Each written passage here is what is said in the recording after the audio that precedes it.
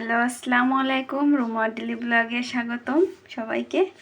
এটা হচ্ছে ফুলকপির ডগা।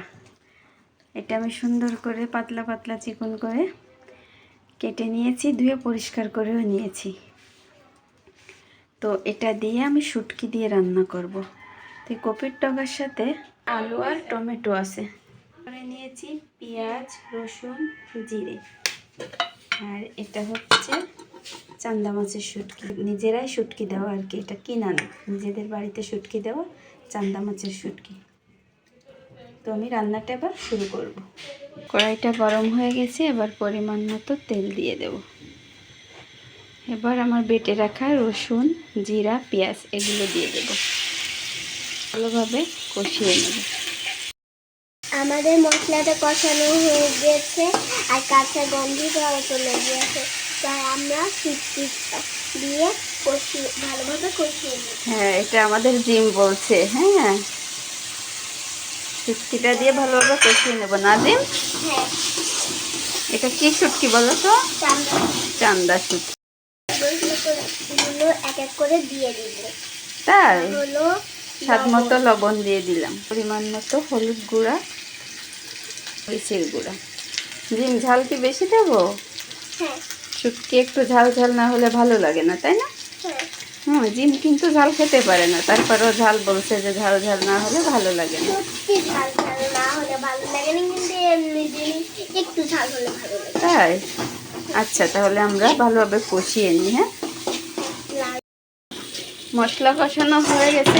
এবার আমি কফির যে ডগাগুলো দিয়ে রেখেছিলাম এগুলো দিয়ে দেবো, সাথে কিছু আলু দেব।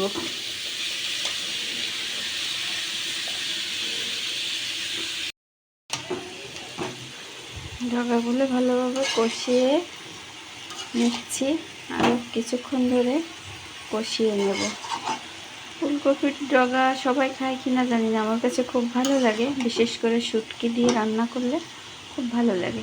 আপনারাও বাসায় ট্রাই করে দেখবেন। কপির ডগা, বাঁধাকপি, ফুলকপি এগুলো ডগা দিয়ে সাথে একটু আলু দেবেন, একটু টমেটো দেবেন। বিশেষ করে চান্দা শুটকি দিয়ে রান্না করলে খুব ভালো লাগে। আর একটু ঢাকা দিয়ে রাখি। ডগাগুলো এত সময় আমি মশলা দিয়ে শুধু কষাইছি। তবে এই কফির ডগা একটু বেশি পরিমাণে পানি দেবেন। এই ডগাটা যত সিদ্ধ হবে খেতে তত ভালো লাগবে এবং স্বাদও হবে। শক্ত থাকলে হবে না, সুন্দর মতো পানি বেশি দিয়ে আপনার ডগাগুলো ভালো করে সিদ্ধ করে নেবেন। যত সিদ্ধ হবে সুন্দর হবে, ততই খেতে ভালো লাগবে, খুব একটা টেস্ট আসবে। তো আমি পানি দিয়ে দিছি, এটা শুকায় ফেলবো একদম। তারপরে আবারও দেখব যে ডগাগুলো সুন্দর সিদ্ধ হয়েছে কিনা। যদি সিদ্ধ না হয় আবারও পানি দিয়ে, যতক্ষণ না সিদ্ধ হবে আমি একটু একটু করে পানি দিয়ে ভালো করে সিদ্ধ করে নেব। এবার পানি দিলাম, ভালো করে সিদ্ধ হয়ে যাক, তো ঢাকা দিয়ে রাখি। দেখি আমার শুটকি কত দূর। দেখছেন কত পানি দিয়েছিলাম, পানি টেনে গেছে। ডগা সিদ্ধ হয়নি এখনও, আরও ভালো করে সিদ্ধ হতে হবে। তো অল্প পানি আছে, অনেকটাই টেনে গেছে। তো আমি এখন আমার এই টমেটোগুলো, কেটে রাখা টমেটোগুলো দিয়ে দেব। পানি একদম শুকিয়ে গেছে, আমি আর একটু পানি দেব।